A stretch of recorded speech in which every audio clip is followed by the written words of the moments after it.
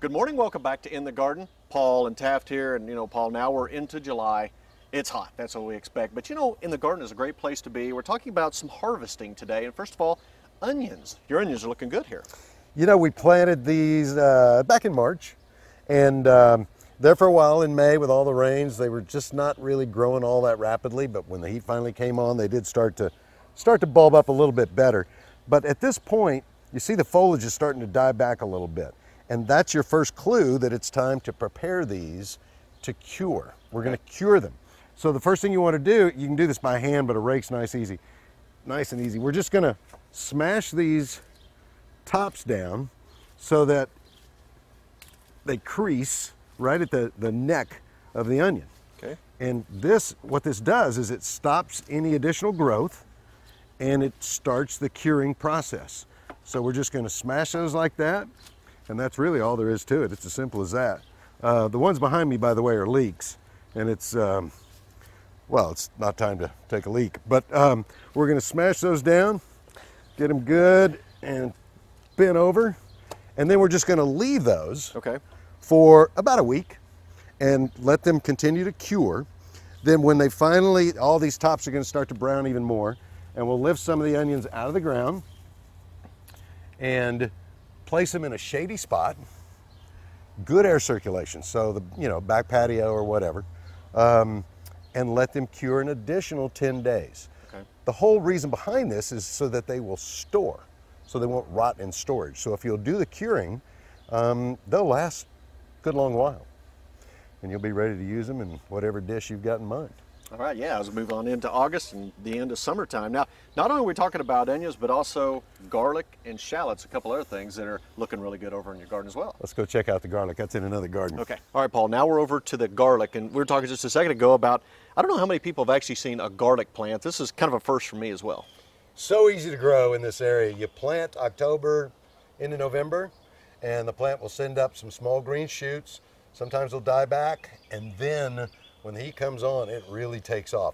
This is a hardneck variety. There's soft neck and hard neck. The soft necks are the ones you see most often in the grocery store. Okay. The hard necks are a little different. Both do well here, but the hard necks send up this little curiosity here. It's known as a scape. Okay. Now, so the flower is going to form here, and you'll get seeds.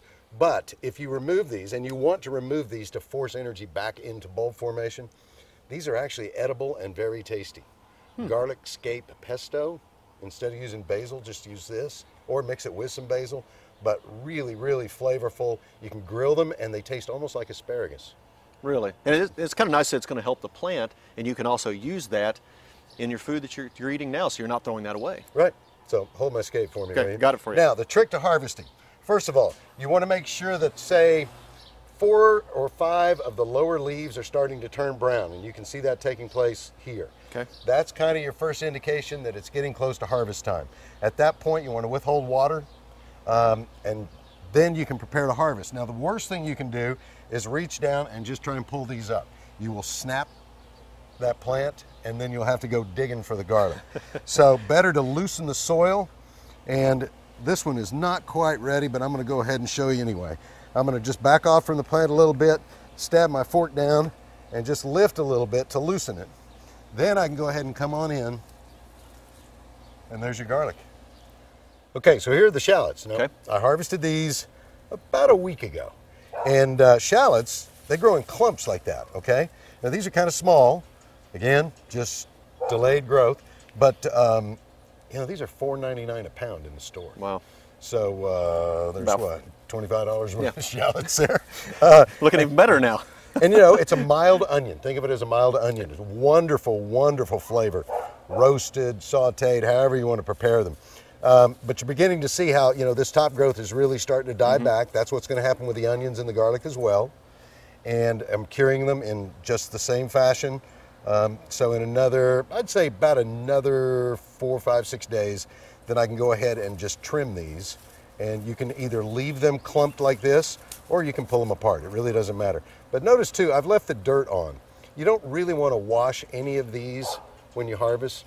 Go ahead and leave the dirt on. If you wash them, you can set the stage for fungal problems. Okay. So I just leave the dirt on, and then when it's finally time to take them in the house, then you can peel those skins off and remove the dirt and trim the roots and fix whatever you like. In fact, onions, garlic, and shallots all together Sounds like a dish to me. with garlic scape.